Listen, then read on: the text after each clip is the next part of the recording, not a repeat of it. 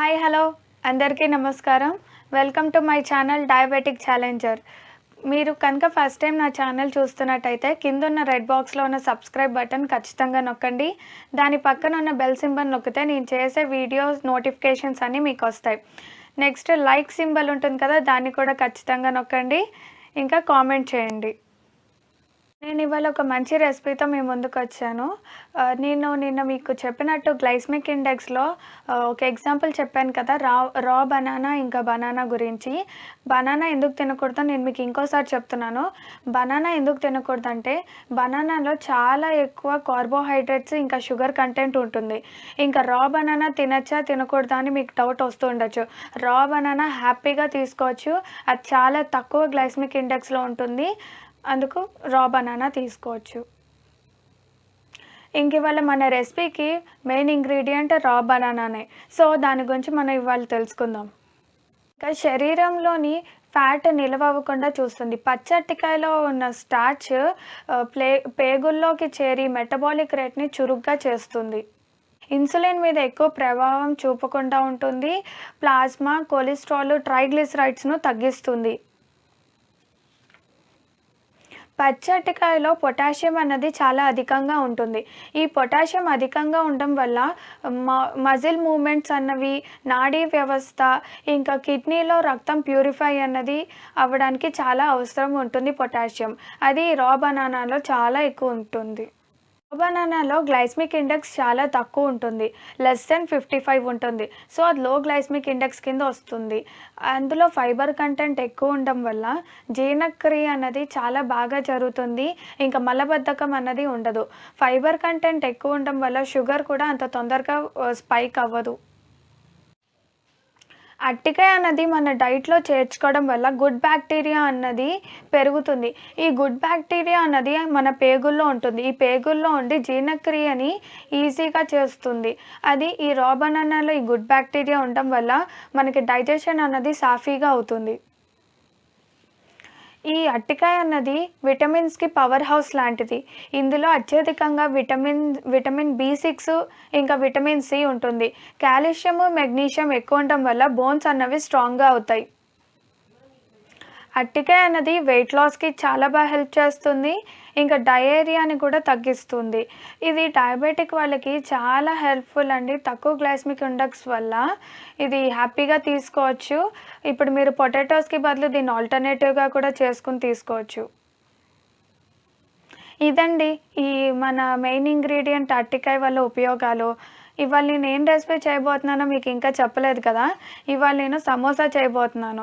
ఏంటి ఈ అమ్మాయి సమోసా గురించి ఇంత చెప్తుంది అనుకుంటున్నారా? ఈ సమోసా అన్నది యూట్యూబ్లో ఇప్పటివరకు ఎవరూ చేయలేదు. నేను అలాంటి సమోసా చేయబోతున్నాను ఇవాళ. దాని పేరు ఏం పెట్టానో తెలుసా? సర్ప్రైజ్ సమోసా అని పెట్టాను. ఆ సర్ప్రైజ్ ఏంటో మీరే చూడండి. ఫిల్లింగ్ తయారు చేసుకుందాము. దానికి నేను 2 table spoons first olive oil వేసుకుంటున్నాను. 2.5 ఆయిల్ని కొద్దిగా వేడవనిస్తున్నాను. ఆయిల్ వేడయ్యాక అందులో కొన్ని కాజు పలుకులు వేసుకుంటున్నాను. కొద్దిగా జీరా, దాన్ని కొద్దిగా చిటపటమనిపిస్తున్నాను.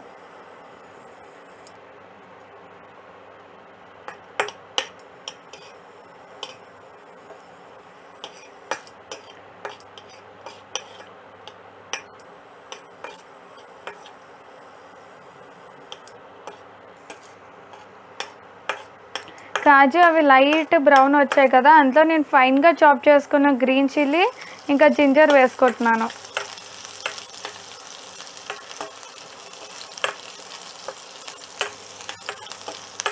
ఇప్పుడు అందులో కొద్దిగా పసుపు, కొద్దిగా ధనియాల పొడి,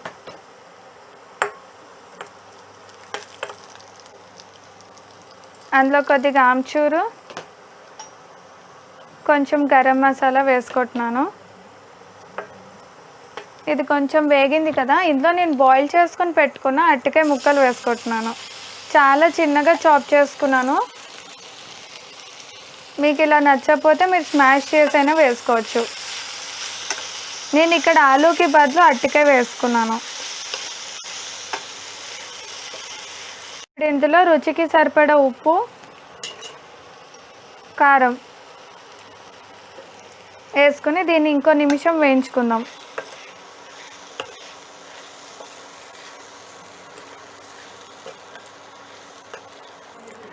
ఇది ఇప్పుడు బాగా కలుపుకుందాము.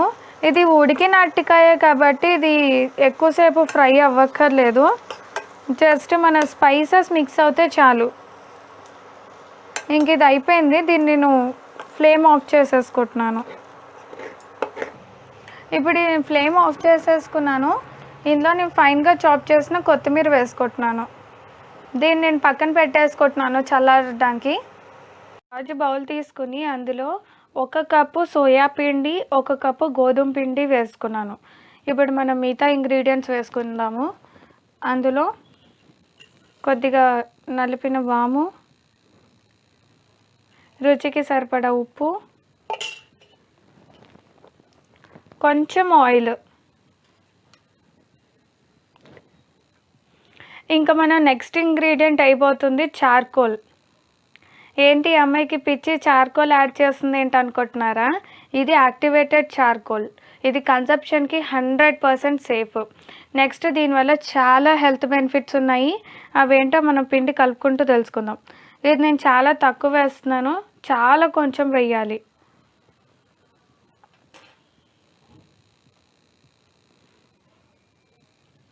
మనం దీన్ని కలుపుకుందాము. ఈ యాక్టివేటెడ్ చార్కోల్ వల్ల చాలా మంచి యూజెసే ఉన్నాయి. ఇది ఇన్ఫెక్షన్ని తగ్గిస్తుంది. ఇంకా ఒకవేళ పొరపాటున ఏదైనా ఫుడ్ పాయిజన్ అయినా, విషప్రయోగం ఏమైనా జరిగినా, పాయిజనస్ స్నేక్స్ కుట్టినా, ఇలాంటివి ఏవైనా ఈ డాక్టర్స్ ఎక్కువ యూజ్ చేస్తూ ఉంటారు ఈ చార్కోల్ని. ఈ యాక్టివేటెడ్ చార్కోల్ అన్నది బయట దొరికే బొగ్గు అయితే కాదు, దీనికి ఒక స్పెషల్ ప్రాసెస్ ఉంది. ఇందులో కొబ్బరి పైన ఉండే షెల్స్, ఇంకా సాడస్ట్, ఇంకా కార్బన్ రిచ్ మెటీరియల్స్ వీటితో చేస్తారు. ఇది 100% కన్సప్షన్కి సేఫ్, కానీ ఎక్కువ అయితే చేసుకోకూడదు. ఇంకా ఇది డయాబెటిక్ వల్ల వచ్చే సైడ్ ఎఫెక్ట్స్, అంటే బ్లడ్ వెసల్స్ ఇలాగ సైడ్ ఎఫెక్ట్స్ వస్తాయి కదా, న్యూరోపతి, అలాంటి వాటికి కూడా యూజ్ చేస్తారు. నెక్స్ట్ ఇది యాక్టివేటెడ్ చార్కోల్ అన్నది ఎప్పుడైనా విషప్రయోగం అలా జరిగినప్పుడు అది ఫుల్గా మన బాడీలో డైజెస్ట్ అయిపోతే మాత్రం ఇది పనిచేయదు. ఒకవేళ అది మన స్టమక్లోనే ఇంకా ఉంటే 1 to 4 అవర్స్లో యాక్టివేటెడ్ చార్కోల్ అన్నది పనిచేయడం స్టార్ట్ చేస్తుంది. ఇంకా మన డ్రై ఇంగ్రీడియంట్స్ బాగా మిక్స్ అయిపోయాయి కదా, ఇందులో చూడండి ఇలా షేప్ని హోల్డ్ చేయాలి. ఇప్పుడు ఇందులో కొద్ది వాటర్ పోసుకొని మంచి డో కలుపుకుందాం.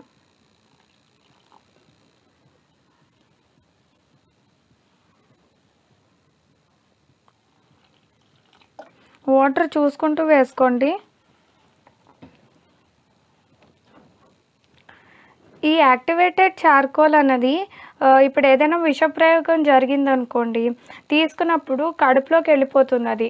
ఈ చార్కోల్ తీసుకున్న తర్వాత ఈ టాక్సిన్ అన్నది ఇంకా డైజెస్ట్ అవ్వడం స్టాప్ అయిపోతుంది. నెక్స్ట్ అది మన కడుపులోకి వెళ్ళాక చార్కోల్ అన్నది ఉండదు, టాక్సిన్స్ని తీసుకొని మన ఫీసెస్ ద్వారా బయటకు వచ్చేస్తుంది.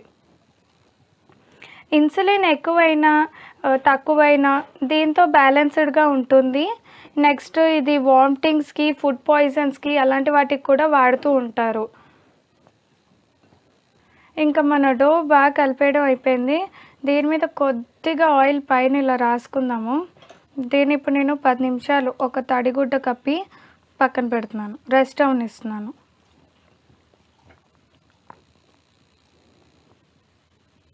ఇలా బాల్లా చేసుకున్నాను. 10 మినిట్స్ రెస్ట్ అయిన తర్వాత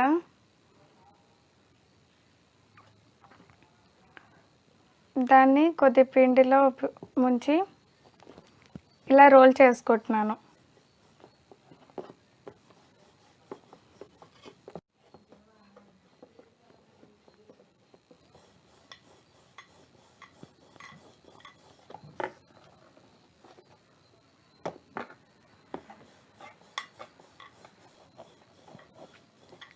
ఇంకా మనం దీన్ని కట్ చేసుకుందాము.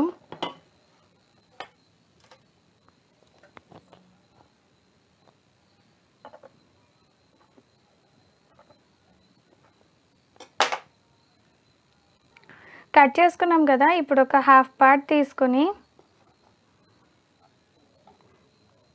ఇక్కడ కొద్దిగా వాటర్ రాసుకుందాము.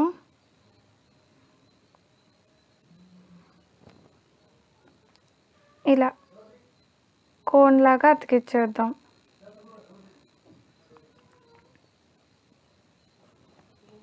చూడండి ఇలా కోన్లా వస్తుంది. ఇలా కోన్లా వచ్చింది కదా. ఇప్పుడు ఇందులో మనం చల్లారిన స్టఫింగ్ వేసుకుందాం.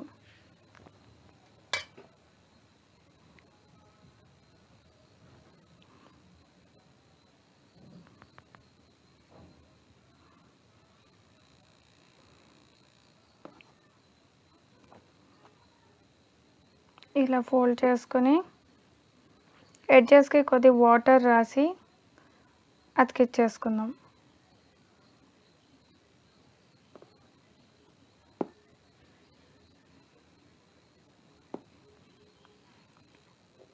ఇప్పుడు మనం ఇలాగే ఇంకోటి చేసుకుందాము. ఇలా వాటర్ రాసి రెండో సైడ్ కూడా అతికేయాలి.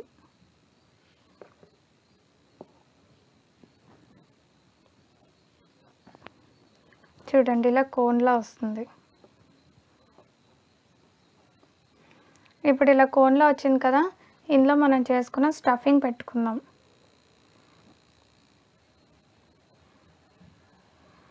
ఎడ్జ్ ఇలా ఫోల్డ్ చేసి మన ఎడ్జెస్కి కొద్దిగా వాటర్ రాసుకోవాలి.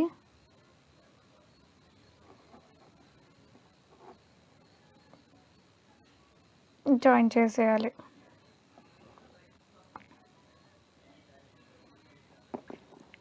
చూడండి మన సమోసా ఎంత బాగా నించిందో. ఇదే ప్రాసెస్లో మనం ఇంకొన్ని చేసుకుందాం. ఇగో నేను ఇలా చేసుకున్నాను సమోసాలని. ఇవి ఇంకా నేను ఫ్రై చేస్తున్నాను. కొద్దిగా వేడెక్కింది. ఈ లైట్గా వేడి ఉన్నప్పుడే మనం మన సమోసాస్ వేసుకోవాలి.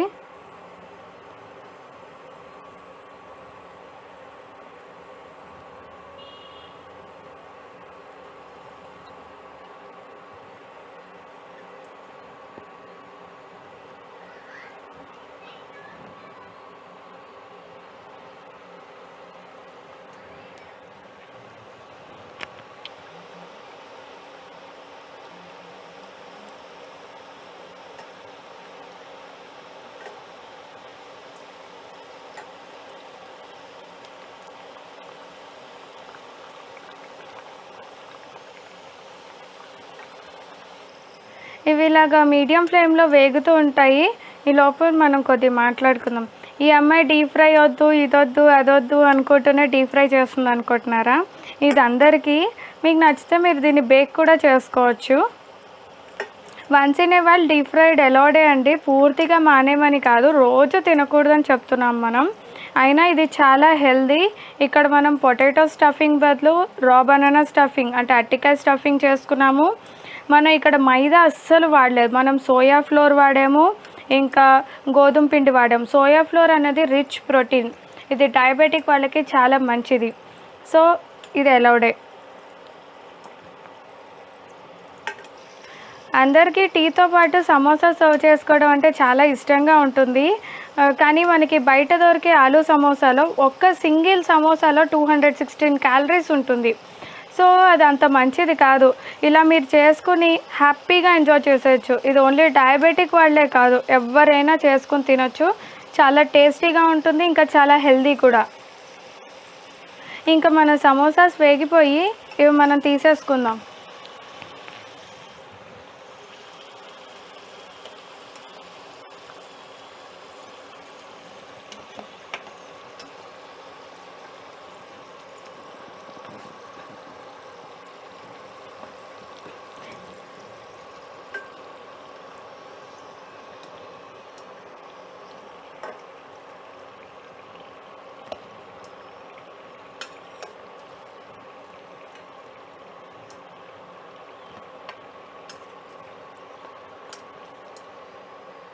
మిగిలిన సమోసాలు వేసుకుందాం. చూసారా ఇది ఎంత మంచి కలర్ వచ్చిందో. సమోసాస్ని బేక్ కూడా చేసుకుంటున్నాను. మీలో చాలామందికి నూనె ఇష్టకుండా అయ్యి ఉండొచ్చు. సో, నేను దాన్ని బేక్ కూడా చేసి మీకు చూపిస్తున్నాను. నేను ఫస్ట్ బేకింగ్ ట్రే తీసుకొని కొద్దిగా ఆయిల్ అప్లై చేస్తున్నాను. ఆయిల్ అప్లై చేసిన తర్వాత మనం ముందుగా చేసి పెట్టుకున్న సమోసాస్ని పెడుతున్నాను.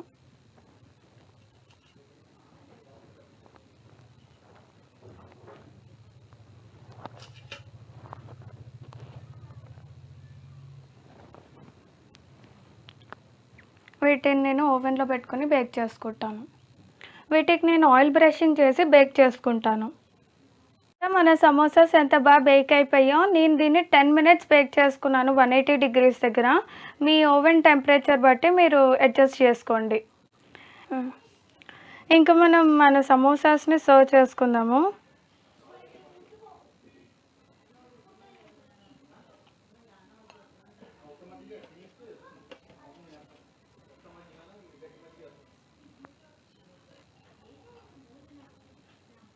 పైన కొద్దిగా కొత్తిమీర వేసి సర్వ్ చేసుకుందాం.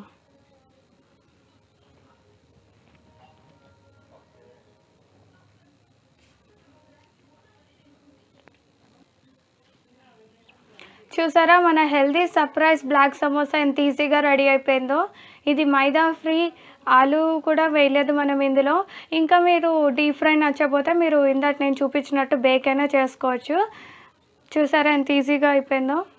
చూడ్డానికి చాలా కలర్ఫుల్గా ఉంటుంది, ఇంకా చాలా టేస్టీగా కూడా ఉంటుంది. మీకు ఎప్పుడైనా టీతో పాటు ఇలాగ వర్షం పడుతున్నప్పుడు తినాలనిపించినప్పుడు ఇలాంటివి తప్పకుండా ట్రై చేసి తినండి. మీరు కూడా తప్పకుండా ట్రై చేసి కామెంట్ సెక్షన్‌లో ఎలా కుదిరిందో నాతో చెప్పండి. ఇంకా అంతే, మళ్ళీ ఒక మంచి వీడియోతో మీ ముందుకొస్తాను. Until then keep watching. Thank you. Bye by.